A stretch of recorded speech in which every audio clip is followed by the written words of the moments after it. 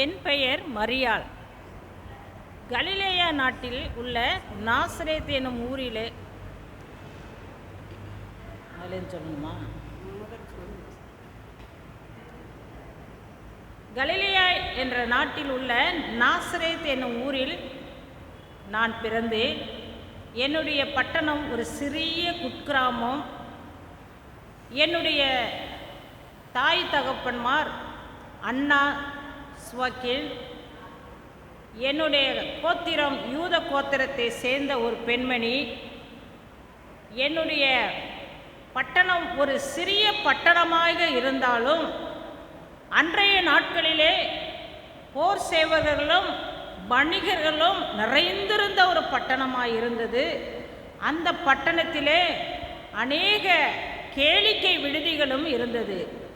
அந்த விடுதிகளிலே விபச்சாரம், வேசித்தனம் என்ற பாவங்கள் பெருகிய ஒரு பட்டணமாக இருந்தது. ஆனால் அன்றைய நாட்களிலே நான் கன்னி பெண்ணாக இருந்தபடியினால் நான் என்னை பரிசுத்தமாகவும் கற்புடனும் தேவனுக்கு ஒரு பயந்த ஒரு பெண்மணியாகவும் என்னை காத்து கொண்டேன். கர்த்தர் அதற்கு இரக்கம் பாராட்டினார். என் பெற்றோர் எனக்கு அதற்கு உதவியாய் இருந்தார்கள். அந்த நாட்களிலே எனக்கும் என் உறவின் மகனான யோசேப்புக்கும் திருமணம் நிச்சயிக்கப்பட்டிருந்தது. திருமணமானது 1 வருட காலம் நாங்கள் காத்திருக்க வேண்டும். அந்த 1 வருட காலத்திலே ஒரு நாள் திடீர் என்று ஒரு தேவதூதன் என் அருகில் வந்து நின்று, மரியாளே பயப்படாதே என்று சொல்லும் பொழுது நான் பயந்து நடுங்கி இது என்னவாயிருக்குமோ என்று தேவதூதனை நோக்கி பார்த்தேன். அப்பொழுது தேவதூதர், நீ கர்ப்பவதியாகி ஒரு குமாரனை பெறுவாய், அவருக்கு இயேசு என்று பெயரிடுவாயாக என்று சொன்னபோது, இது எப்படி ஆகும்? நான் புருஷனை அறியேனே என்று சொன்னேன். அப்பொழுது தேவதூதன், பரிசுத்த ஆவி உன்மேல் வரும், உன்னதமானவருடைய பலன் உனக்கு கிடைக்கும், உன்னிடத்திலே பிறக்க போகிற குழந்தையும் ஒரு பரிசுத்தமுள்ள ஒரு குழந்தை என்று சொல்லி என்னை தேற்றினார். அந்த நேரத்தில் கூட நான் நினைத்து பார்த்தேன், வரக்கூடிய அவமானங்கள், நிந்தைகள், எனக்கு திருமணமாகவில்லையே, அவமானங்களை நிந்தைகளையும் சகிக்க என்னை நான் ஆண்டவருக்கு அர்ப்பணித்தேன். இதோ நான் ஆண்டவருக்கு அடிமை என்று சொல்லி என் ஆத்துமா தேவனை துதிக்க ஆரம்பித்தது. இதோ ஆத்துமா கர்த்தரை துதிக்கின்றது, எந்த நாவியும் அவரில் களிக்கின்றதே. எந்த ஆத்துமா கர்த்தரை துதிக்கின்றது, எந்த நாவியும் அவரில் களிக்கின்றதே. இதோ நான் ஆண்டவரே உமக்கு அடிமையாக என்னை அர்ப்பணிக்கிறேன் என்று சொன்னேன். இதன் மூலமாக இன்றைக்கு நீங்களும் நானும் பெண்களாகிய நாம் கற்றுக்கொள்ள வேண்டியது, வாலிப பிள்ளைகள் அநேகர் மரியனை போல பரிசுத்தமாய் இந்த நாட்களிலே வாழ வேண்டும். கற்புள்ளவர்களாய், தேவ பயமுள்ளவர்களாய் நாம் ஒவ்வொரு பெண்மணிகளும் இன்றைக்கு நாம் வாழுவதற்காகவே தேவன் மறு உருவெடுத்து என் மூலமாக இந்த உலகத்திலே வந்து பிறந்தார். எனவே அவருக்கு நம்முடைய வாழ்க்கையை அர்ப்பணிப்போமாக. ஆமேன்.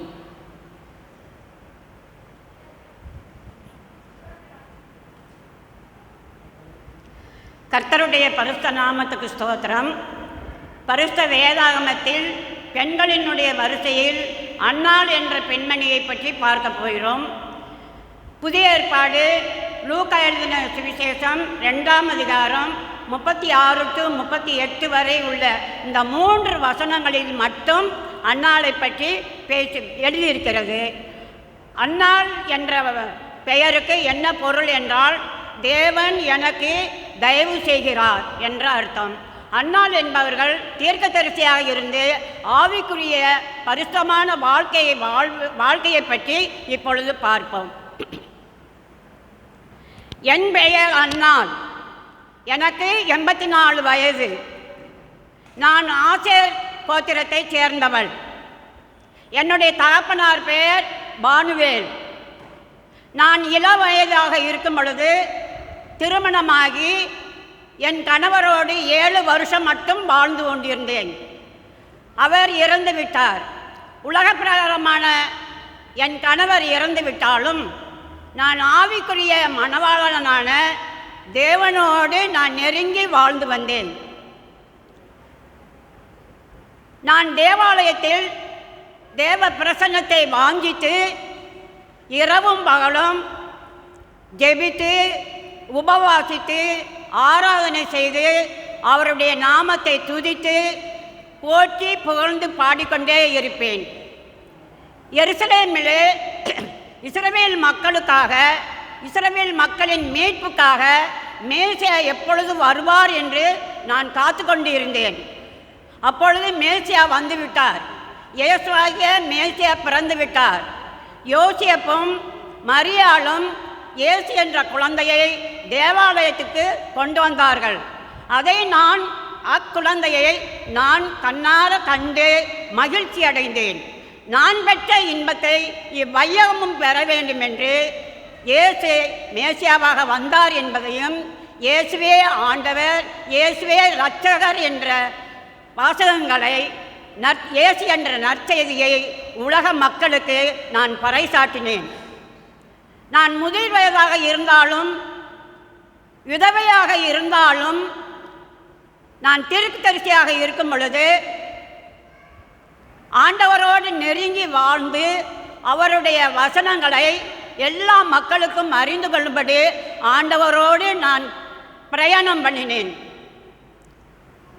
அவருடைய நாமத்தை மகிமைப்படுத்துவதற்காக இயேசுவே ஆண்டவர் என்ற, இயேசுவே இரட்சகர், இயேசுவே மேசியா என்ற வாசகங்களை அனைவருக்கும் எடுத்து சொன்னேன். ஊரகங்களும் எடுத்துக்கொண்டு சென்றேன்.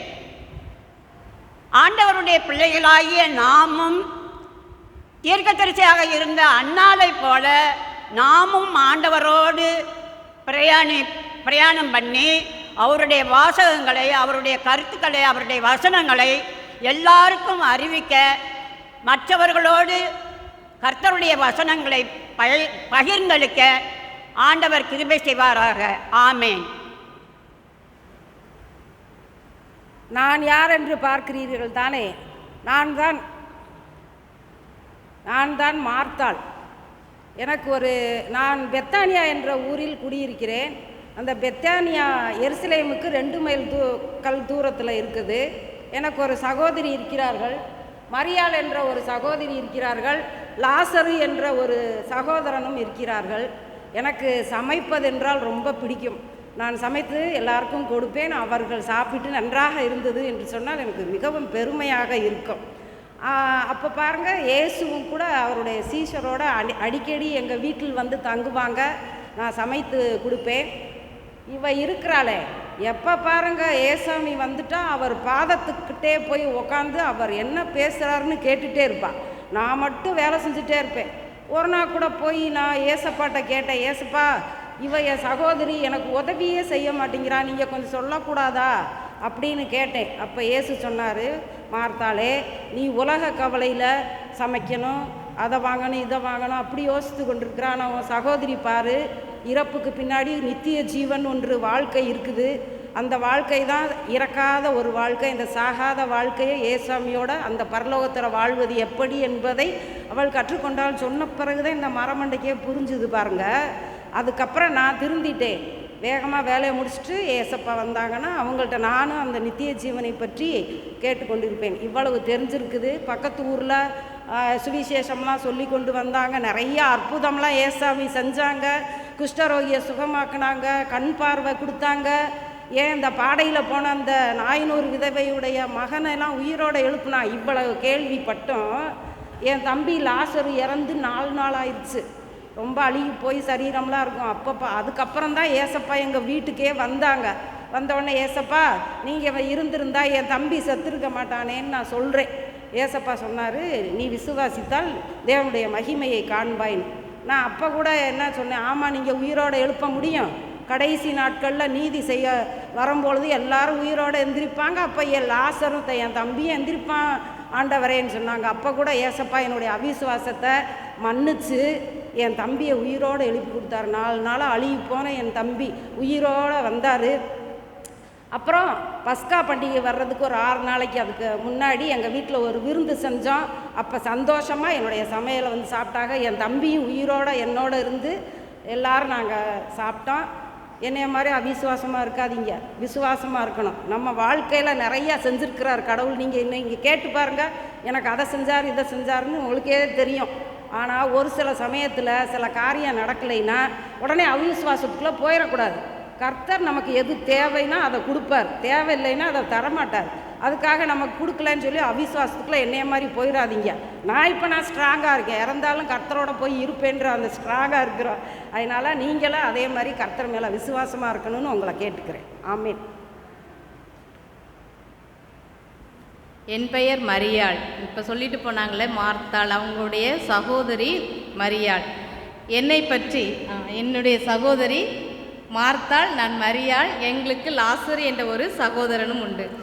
என்னை பற்றி வேதாகமத்தில் லூக்கா 10ஆம் அதிகாரம் 38வது வசனத்திலிருந்து 42வது வசனத்திலும், யோவான் 11வது அதிகாரம் 1 முதல் 45 வசனத்திலும், யோவான் 12வது அதிகாரம் 1 முதல் 3 வசனத்திலும் குறிப்பிடப்பட்டுள்ளது. என்னை பற்றி சொல்லணும்னா, நான் வந்து பெத்தானியா ஊரை சேர்ந்தவள். எங்கள் 3 பேரையுமே இயேசு சுவாமிக்கு ரொம்ப பிடிக்கும். நான் எப்படி இயேசுவை ஏற்றுக்கொண்டேன் அப்படின்னா, எங்கள் ஊருக்கு சின்ன கிராமம்தான், எங்கள் ஊருக்கு அடிக்கடி இயேசு கிறிஸ்து வருவாங்க. அப்படி வரும்போது என் சகோதரியாகிய மார்த்தாள் எங்கள் வீட்டுக்கு அழைச்சிட்டு வருவாங்க. அப்படி அழைச்சிட்டு வந்ததன் மூலமாக, என் சகோதரி மார்த்தாளின் மூலமாக நான் இயேசுவை ஏற்றுக்கொண்டேன். இயேசு கிறிஸ்து என்னிடத்தில் இருந்த அசுத்த ஆவியை விரட்டி எனக்கு விடுதலையை கொடுத்தார். அது நிமித்தமாக நான் அதிகம் விசுவாசம் உள்ளவளாக அவளுடைய பாதத்தை பிடித்து கொள்ளும் பாக்கியத்தை பெற்றுக்கொண்டேன். முதலாவது தேவனுடைய ராஜ்யத்தையும் அவருடைய நீதியையும் தேடும்போது இவையெல்லாம் உங்களுக்கு கிடைக்கும் என்ற வாக்கு கேட்ப நான் வந்து உலக கவலைகள் மற்ற வேலைகள் எல்லாவற்றையும் உதறிவிட்டு இயேசு கிறிஸ்து எப்பொழுதெல்லாம் எங்கள் கிராமத்திற்கு வருகிறாரோ அப்போல்லாம் அவருடைய பாதம் ஒன்றே போதும் என்று அவருடைய பாதத்தில் அமர்ந்து அவர் கூறுகிற வசனங்களை கேட்டு அவர் போதகத்தை கேட்டு நான் என் விசுவாசத்தில் வளர்த்து கொண்டேன். ஒரு தடவை என்னுடைய சகோதரன் லாசரு ரொம்ப வியாதிப்பட்டு மரித்து போயிட்டார். அப்போது இயேசு கிறிஸ்து எங்களோடு இல்லை. நாங்கள் ரொம்ப கவலையாக இருந்தோம்.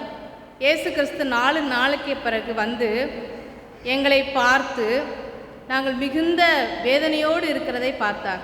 ஆனாலும் இயேசு கிறிஸ்து வரும்பொழுது நான் அவரை போய் பார்க்கவில்லை. அவருடைய அழைப்பிற்காக நான் பொறுமையோடு காத்திருந்தேன். அவர் அழைத்து அனுப்பிய போது நான் போய் அவர் பாதத்தருகே விழுந்து அவர் பாதத்தை பிடித்து கொண்டு, நீர் இங்கே இருந்திருந்தீர், ஆனால் என் சகோதரன் மரித்திருக்க மாட்டானே என்று சொன்னேன். எங்களுடைய துன்பத்தை கண்டு இயேசு எங்களோடு துக்கப்பட்டு ஆவியில் கலங்கி எங்களுக்காக கண்ணீர் விட்டு என் சகோதரனை உயிரோடு எழுப்பி கொடுத்தார். எங்களுடைய விசுவாசத்தை கண்டு எங்களோடு இருந்த யூதர்கள் அநேகர் என்ன செஞ்சாங்கன்னா இயேசுவின் மேல் விசுவாசம் வைத்தார்கள். இப்படி அநேகருடைய விசுவாசத்திற்கும் நாங்கள் காரணமாக இருந்தோம். என்னை பற்றி இன்னும் சொல்ல வேண்டுமென்றால், நான் வந்து முதலாவது அதாவது எதற்கு முக்கியத்துவம் கொடுத்தேன் என்றால், தேவனுடைய வசனத்திற்கும் தேவனுக்கு அடுத்த காரியத்திற்கும் அதிக முக்கியத்துவம் கொடுத்தேன். நான் யாரை குறித்தும் குறை சொல்ல மாட்டேன், யாரிடமும் கோபம் கொள்ள மாட்டேன். என்னுடைய விசுவாசம் மிகுந்த முழு நம்பிக்கையும் முழு விசுவாசமும் ஆண்டவர் பேரிலேயே இருந்தது. எப்பொழுதெல்லாம் ஆண்டவர் வருகிறாரோ அப்பொழுதெல்லாம் அவர் பாதம் ஒன்றே போதும் என்று அவர் பாதத்தை பிடித்து கொள்கிற ஒரு நல்ல பங்கை தேவனிடத்தில் நான் தெரிந்து கொண்டேன். என்னுடைய விசுவாசத்தை பார்த்து யூதர்கள் அநேகர் என்ன செய்தார்கள்? இயேசுவிடம் விசுவாசம் வைத்தார்கள். எண்ணத்தை உண்போம், எண்ணத்தை குடிப்போம், எண்ணத்தை உடுப்போம் என்று உலக கவலைகளை வெறுத்துவிட்டு தேவனுடைய ராஜ்யம் ஒன்றே போதும், அவருடைய வசனம் ஒன்றே போதும், அதை நாம் தேடினால் இவை எல்லாவற்றையும் தேவன் நமக்கு தருவார் என்று விசுவாசித்து அவரை ஏற்றுக்கொண்டேன். அவருடைய மகிமை விளங்குவதற்காக பொறுமையோடு காத்திருந்தேன். கர்த்தரிடத்தில் நல்ல பங்கை தெரிந்து கொண்டேன். அவருக்கு பிரியமானவளாக இருந்தேன். கிறிஸ்துவின் பிறப்பை கொண்டாடுகிற நாமும் தேவனிடத்தில் தேவனுக்குரியதை தெரிந்து கொண்டு அவருடைய நல்ல பங்கை பெற்றுக்கொண்டு அவர் பாதம் அமர்ந்து அவரை விசுவாசித்து அவரை மற்றவர்களுக்கும் எடுத்து கூறுகிற ஒரு நல்ல பங்கை தெரிந்து கொள்வோம். கர்த்தரை மற்றவர்களுக்கும் வெளிப்படுத்துவோம். ஆமாம்.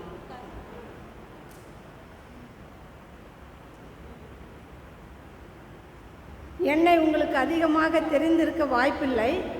ஏனென்றால் மாத்தாள், மரியாள், அன்னாள் இவர்களை சொன்னால் தெரியும். என் பெயர் பெபேயாள்.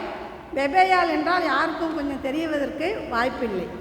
நான் பெபேயாள் என்றால் பியூர் என்ற அர்த்தம். ஆங்கிலத்தில் பெபி என்று சொல்லுவார்கள். நான் கொரிந்து பட்டணத்தில் கெங்கிரேயா என்ற சிற்றூரில் பிறந்து வாழ்ந்து அங்கே வந்தேன். அங்குள்ள ஒரு ஆலயத்தில் ஊழியம் செய்து ஊழியக்காரியாக பணியாற்றி வந்தேன். அங்குள்ள மக்கள் என்னை டீக்னஸ் என்று அழைப்பார்கள். அதாவது தியோக்கோனி என்று சொல்லுவோம் இல்லையா, தியோக்கானி என்று அந்த ஊழியம் செய்து வந்தேன். அப்போஸ்தலனாகிய பவுல் கொரிந்து பட்டணத்திற்கு வந்து ஊழியத்திற்கு வந்திருந்த பொழுது என்னை சந்தித்தார்கள். நான் செய்து வந்த ஊழியங்களை எல்லாம் பார்த்தார்கள்.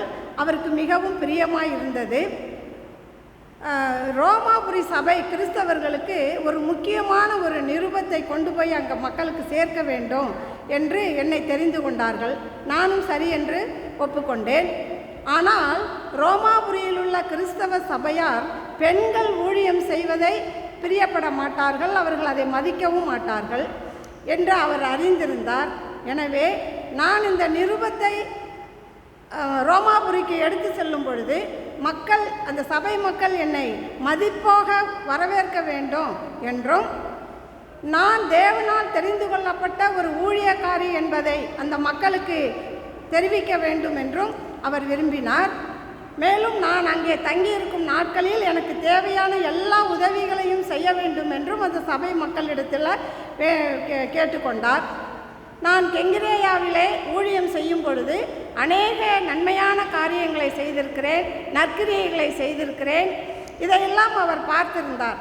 எனவே அதையும் அவர் குறிப்பிட்டு, மேலும் அப்போஸ்தலனாகிய பவுல் அந்த கொரிந்து பட்டணத்திலே ஊழியம் செய்து கொண்டிருக்கும் பொழுது நான் அவருக்கு ஆதரவாக இருந்தேன், அவருக்கு தேவையான எல்லா உதவிகளையும் செய்திருந்தேன். அதையும் அந்த கடிதத்தில் குறிப்பிட்டு என்னை அந்த ரோம சபைக்கு அனுப்பினார். இந்த செய்திகள் ரோமர் 16ஆம் அதிகாரம் 1-2 வசனங்களில் குறிக்கப்பட்டிருக்கிறது. ஆகையினால நாமும் ஊழியம் செய்ய வேண்டும், கர்த்தருடைய நாமத்தை மகிமைப்படுத்த வேண்டும் என்று உங்களிடத்தில் இப்பொழுது நான் கேட்டுக்கொள்கிறேன். நான் வயதானவளாக இருக்கிறேன், நான் வேலை செய்து கொண்டிருக்கிறேன், நான் எப்படி ஊழியம் செய்வேன் என்று கேட்டால், நாம் போய் ஊழியம் செய்யாவிட்டாலும் ஊழியம் செய்கிற ஊழியர்களை, மிஷினரிமார்களை, அவர்களுக்கு உதவியாக ஊழியங்களை நாம் தாங்கலாம். நம்மளால் ஆன மட்டும் நம்ம பக்கத்தில் இருக்கிறவர்களுக்கு நம்மளுடைய வேத வசனங்களை சுவிசேஷமாக அவர்களுக்கு அறிவிக்கலாம். எல்லாவற்றுக்கும் மேலாக நம்மளுடைய வாழ்க்கை, நம்ம வாழ்கிற வாழ்க்கையினாலேயே கர்த்தரை நம்ம வெளிப்படுத்துகிறவர்களாக இருந்து இப்படிப்பட்ட ஊழியங்களை செய்ய வேண்டும் என்றும் இந்த நாளிலே நான் உங்களிடத்தில் கேட்டுக்கொண்டு விடைபெறுகிறேன். வேதாகம பெண்களில் நானும் ஒருத்தி. என் பெயர் பிரிஸ்கிலா, என் கணவர் பெயர் ஆக்கிலா. நான் ரோமாபுரியிலிருந்து வந்தவள். நாங்கள் இருவரும் யூத குலத்தை சேர்ந்தவர்கள். நாங்கள், என் கணவர் சின்ன ஆசியாவில் உள்ள அந்த கோஸ்டே பெந்த அப்படிங்கிற இடத்துல இருந்து அவர் பிறந்து வந்தவர். இவர் அதாவது கிளபதி ராயன் அப்படிங்கிற நாங்கள் கூடார தொழில் செய்து வந்தோம். அதிக வருமானத்தை ஈட்டி வந்தோம். கிளபதி ராயன் என்பவர் ரோமாபுரியை ஆட்சி செய்தார். அப்பொழுது யூத ஜனங்களாம் வெளியேற வேண்டும் என்று ஒரு சட்டம் போட்டார். அப்பொழுது நாங்கள், தேவன் நம்மளை எங்கே போனாலும் நம்மளை பாதுகாப்பார், எங்கே போனாலும் நம்மளை காப்பாற்றுவார் என்ற விசுவாசத்தோடு நாங்கள் அதிக தூரம் உள்ள கொரிந்து பட்டணத்துக்கு வந்தோம். கொரிந்து பட்டணத்தில் நாங்கள் கூடார தொழிலை செய்தோம். ஆனால் ரோமாபுரியில் இல்லை, அதுபோல் அதிக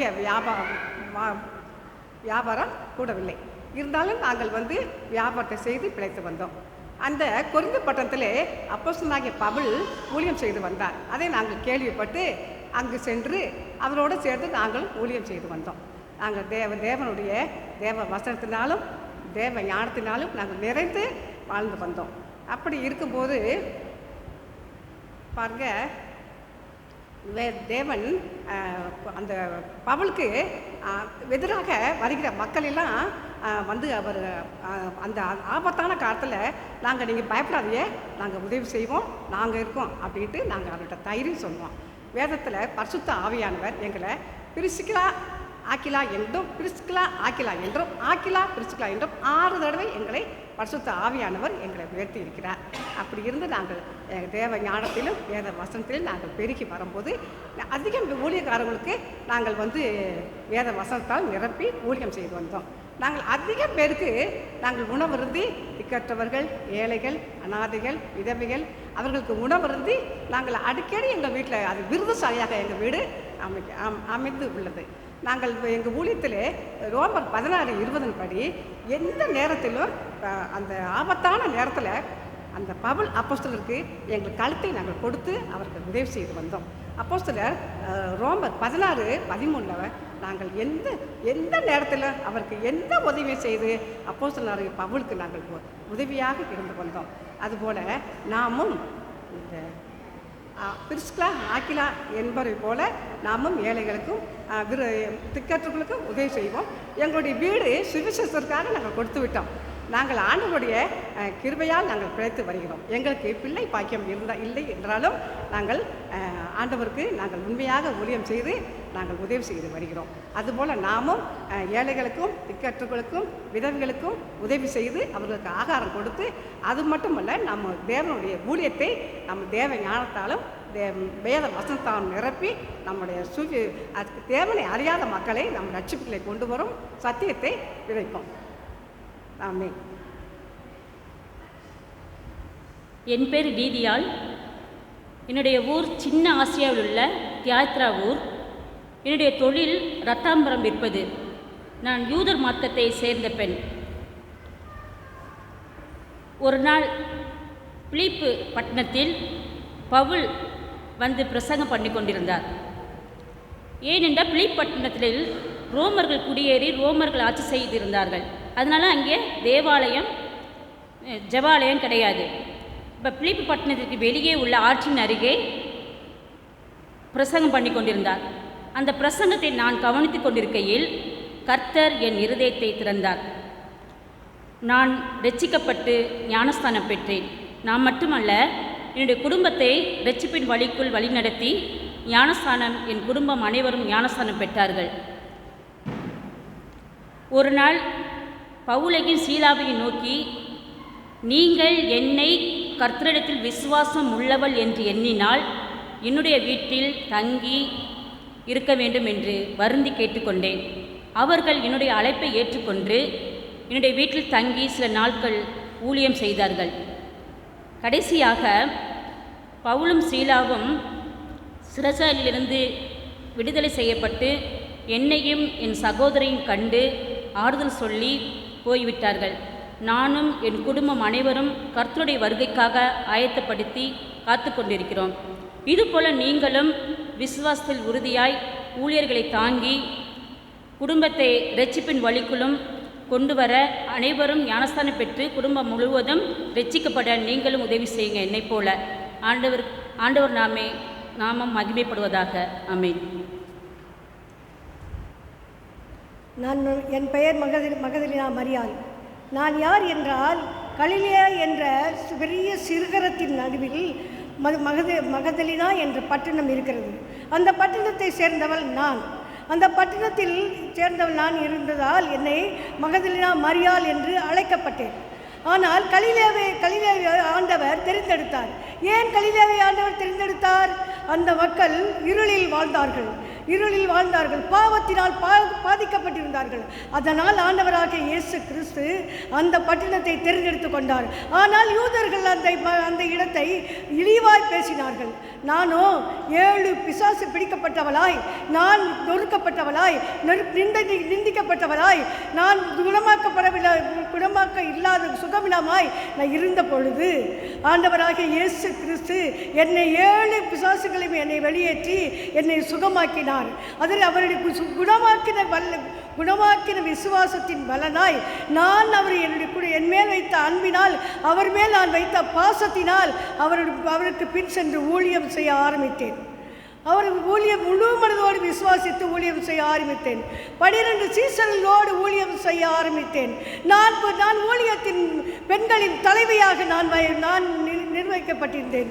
நான் நான் செல்வ சீமாட்டியாக இருந்த போதிலும், அநேக செல்வங்கள் சீமாட்டிகள் நான் இருந்த போதிலும், நான் அதை எல்லாவற்றையும் விற்று நான் அவை ஊழியத்துக்கென்று நான் அதை செயல்படுத்த, நான் ஊழியத்துக்கென்று பயன்படுத்த நான் அதை ராமன் அவர்களுக்கு ஒப்புவித்தேன். ஆனால் நான் கடைசி வரவேற்றும் ஆண்டவரை சிலுவையில் அறையும் பொழுது எல்லா சீசர்களும் ஓடிவிட்டார்கள். ஆனால் நான் தைரியமாய் ஆண்டவரோடு கூட சென்று சிலுவையில் அறையும் மட்டும், சிலுவையில் அறைந்து அவர் அடக்கம் பண்ணும் வரை மட்டும் தைரியமாய் ஒரு பெண்ணாய் நான் நின்று அந்த அடக்க ஆராதனை வரைக்கும் நான் அவரோடு அந்த தைரியமாய் சீசனை விட நான் தைரியமாய் ஆண்டவரை சிலுவையில் அறிந்து அடக்கம் பண்ணும் வரைக்கும் நான் அவரோடு கூட இருந்தேன். ஆனால் நான் 3ஆம் நாளில் அந்த நிறைய தூப வர்க்கங்களையும் வாசனை பொருட்களையும் நான் எடுத்துக்கொண்டு போய் நான் கல்லறையில் பார்க்கும் பொழுது கல்லறை திறக்கப்பட்டிருந்தது. இயேசுவானவரை காணவில்லை. அப்பொழுது இயேசுவானவர் எங்கே என்று நான் தேடி பார்த்து கொண்டு கண்ணீர் வடித்து கொண்டிருக்கிற நிலைமையில் ஒருவர் தோட்டக்காரரை போல் வந்தார். அப்பொழுது, ஐயா நீங்கள் பார்த்தீங்களா ஐயா, ஏசப்பாவை காணமே, ஏசையாவை காணமே, யாரையும் தூக்கிட்டு போயிட்டாங்களே, நீங்கள் பார்த்தீங்களா அப்படின்னு கேட்ட பொழுது அவர் நான் கேட்டு அழுத பொழுது, மரியாளே அப்படின்னு அழைத்த போது நான் ரபுனி என்று அழைத்து நான் ஓடிப்போய் சீசர்களுக்கும் மற்றவர்களுக்கும் நான் அவர்கள் உயிர்த்தெழுந்த செய்தியை கூறத்தக்கதாய் ஒவ்வொருவருக்கும் செய்தியை கூறினேன். நான் அந்த செய்தியை கூறும் வண்ணமாய் என்னை ஆண்டவரை தெரிந்தெடுத்தவர் வைத்திருந்தார். அதே போல் என்னை போல நீங்களும் ஆண்டவருக்கு ஒப்புக் கொடுங்கள், ஆண்டவருக்காய் அர்ப்பணிங்கள், ஆண்டவருக்காய் கொடுங்கள், ஆண்டவருக்காய் நற்செய்தியை செய்ததற்காய் ஆண்டவர் உதவி செய்வாராக. ஆமென்.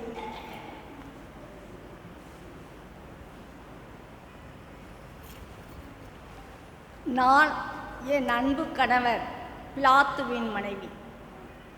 என்னுடைய பெயர் வேத புத்தகத்தில் இல்லை. எப்போவுமே என்னை பற்றி நீங்கள் பேசணும்னா தபசு காலத்தில் மாத்திரம் ரொம்ப அழகாக அந்த சப்ஜெக்டை பேசுவீங்க. மற்ற நேரத்தில் நான் பிலாத்துவின் மனைவியை பற்றி பைபிளில் யாருமே சொன்னதே கிடையாது. இயேசுவை அரண்மனைக்கு குற்றவாளியாக கூட்டிக் கொண்டு வருகிற அதற்கு முந்தின நாளில் பார்த்தீங்கன்னா எனக்கு ஒரு பெரிய கனவு வந்துச்சு. அந்த கனவு ரொம்ப கஷ்டமான ஒரு கனவு. ஏன்னா இயேசு நீதிபரர், அவர் குற்றமே செய்யாத நீதிபரர், அவர் ஒரு பரிசுத்தவான். அவருக்கு போய் தண்டனை கொடுக்கறதுக்காக இந்த மக்கள் இங்கே அரண்மனைக்கு கூட்டிகிட்டு வர போகிறாங்களே, இந்த தண்டனையை பிலாத்து என் கணவரில் சொல்லுவார். காலையில் எழுந்திரிச்ச உடனே வேலையாக என் அன்பு கணவரிடத்தில் சென்றேன். நைட்டில் இரவிலே நான் பட்ட பாடுகள், கஷ்டங்கள், அந்த கனவை குறித்த தியானம் எல்லாவற்றையும் நான் அவர்கிட்ட கரெக்டாக நான் எடுத்து சொன்னேன். நீங்கள் உங்களையும் காப்பாற்றிக்கணும், அவரையும் நீங்கள் விடுதலை பண்ணணுங்கிறதுக்காக வேண்டி எல்லாத்தையும் நான் அவர்கிட்ட சொல்லிட்டேன். ஏன்னா இயேசுவின் அன்பை நான் உணர்ந்தேன். இயேசுவின் அன்பு எவ்வளவு நம்மளை காப்பாற்றுகிறது என்பதை நான் உணர்ந்தபடினால நீங்களும் எல்லாருமே இந்த கிறிஸ்துமஸ் காலத்தில் எல்லா நாட்களிலும், தபசு நாட்களை மாத்திரம் இல்லை, இந்த பிளாத் மனைவியை எல்லா நாளும் நீங்களும் நினைவு கூர்ந்து இயேசுவின் அன்பை இந்த உலகத்துக்கு நாம் எடுத்து சொல்லுவோம்.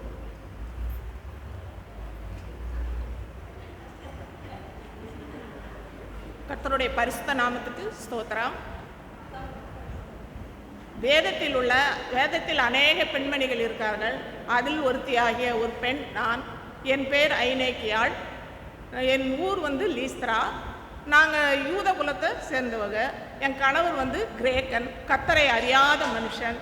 ஆனாலும் யூத குலத்தில் உள்ள மக்கள் ஜெபிக்கும் போதும் அங்கே இருந்து எல்லா காரியங்களும் செய்யும் போதும் அவரும் எங்களோட சேர்ந்து ஜெபித்து எல்லாரும் ஒருமனப்பட்டு குடும்பத்தில் ஒரு ஆவிக்குரிய காரியங்களில் பகிர்ந்து கொள்ள நல்ல ஒரு ஆசீர்வாதத்தை ஆண்டவர் கொடுத்தார்.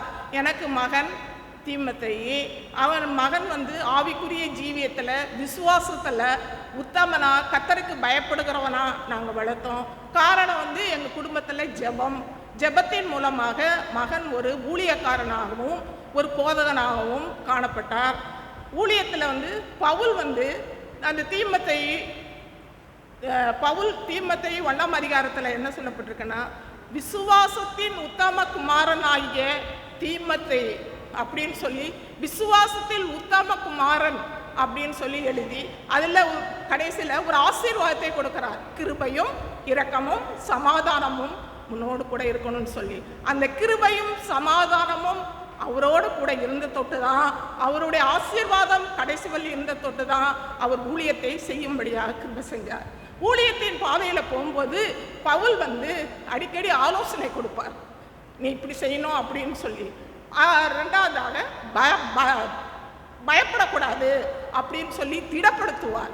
ஊழியத்தின் பாதையில் சோர்ந்து போகாத அப்படின்னு சொல்லி அவர் திடப்படுத்தி ஆவிக்குரிய ஜீவியத்தில் இன்னும் அதிகமாக வளரும்படியாக செய்வார்.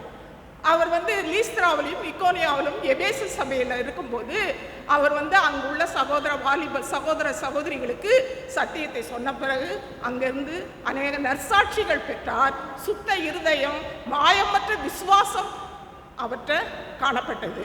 அவர் தீமோத்தேயு எங்களுடைய ஜெபத்தினாலும் என் அவள் பாட்டியாகிய லோவிசாளுக்குள்ளும் உன் தாயாகிய ஐநேக்கியாளுக்குள்ளும் விசுவாசம் முன்னிலும் அந்த விசுவாசம் நிலைத்திருக்குது என்று சொல்லி சொன்னார். அப்போ விசுவாசத்தில் நிலைத்திருக்கணும்னா நம்ம பெற்றோர்கள் செய்யக்கூடிய ஜெபம் பிள்ளைகளுக்கு வழி நடத்தும். அந்த ஆசீர்வாதம் எப்பொழுதும் அவங்களுக்கு காணப்படும். ரெண்டாவதாக, நீ போய் சுவிசேஷத்தை அறிவிக்கும் போது சத்தியத்துக்கு சாய்த்து விலகி சத்தியத்துக்கு கட்டுக்கதைகளுக்கு விலக்கி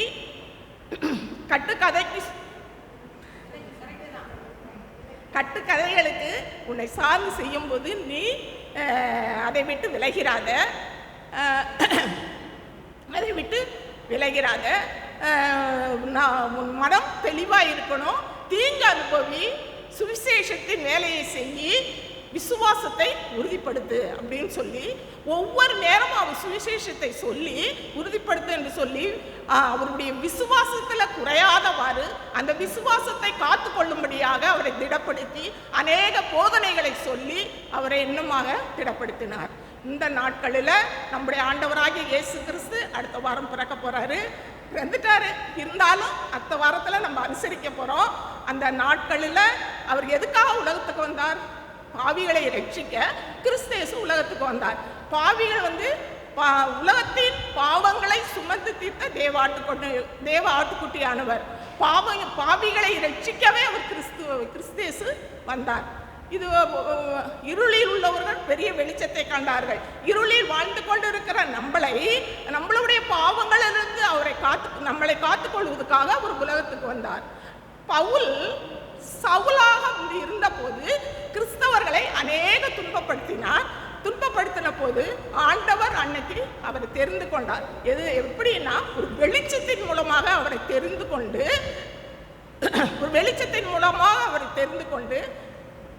ஆண்டவருக்குள்ள பலப்பட்டு அவரை தெரிந்து கொண்டார். அவரை அந்த பாவமான ஜீவியத்தை விட்டு அவர் மனம் திரும்பி சுவிசேஷத்தை அப்போஸ்தலராக சுவிசேஷத்தை செய்தார். நாமும் நம்மளுடைய பிள்ளைகளுக்காகவும் இந்த உலக பிரமாணமாக நம்ம வாழ்ந்து கொண்டிருக்க நம்முடைய பிள்ளைகளுக்காக அனுதினமும் நம்ம ஜெபிக்கும் போது நம்முடைய ஜெபம் கேட்கப்பட்டு ஆவிக்குரிய காரியங்களில் பிள்ளைகளை நடத்தும்படியாக ஆண்டவர் கிருபை செய்வாராக. ஆமென். என்னுடைய பெயர் லோவிசாள். என்னுடைய சொந்த ஊர் லிஸ்திரா. நான் ஒரு யூதகுல கிறிஸ்தவ பெண். எனக்கு ஒரு மகள் உண்டு. அவள் பேர் தான் ஐனிகேயாள்.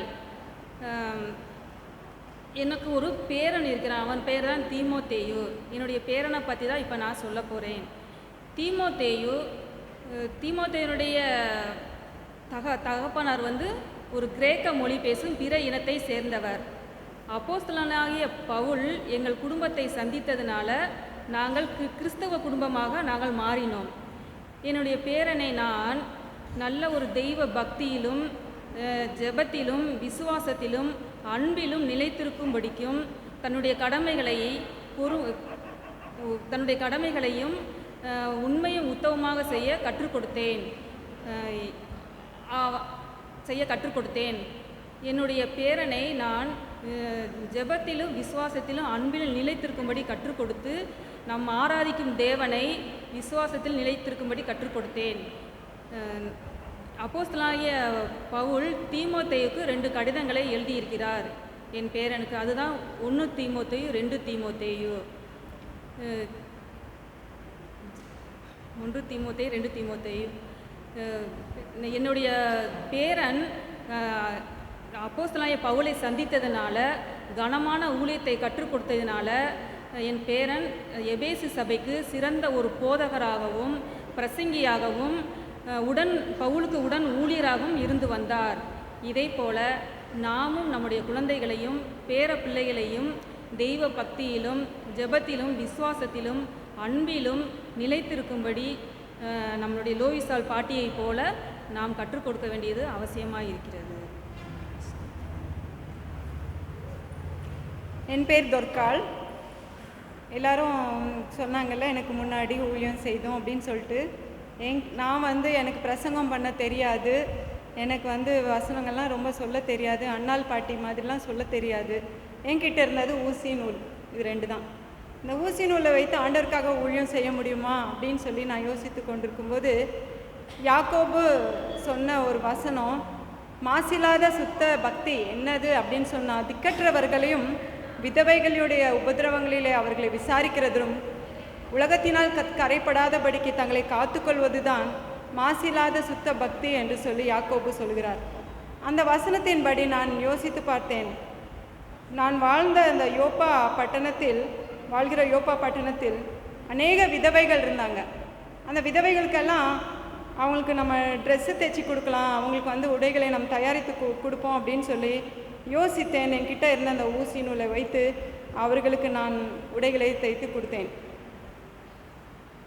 ஒரு நாள் எனக்கு பலவீனம் ஏற்பட்டு மிகவும் வியாதிப்பட்டு என்னால் எழுந்திருக்கவே முடியல, ரொம்ப கஷ்டப்பட்டேன்.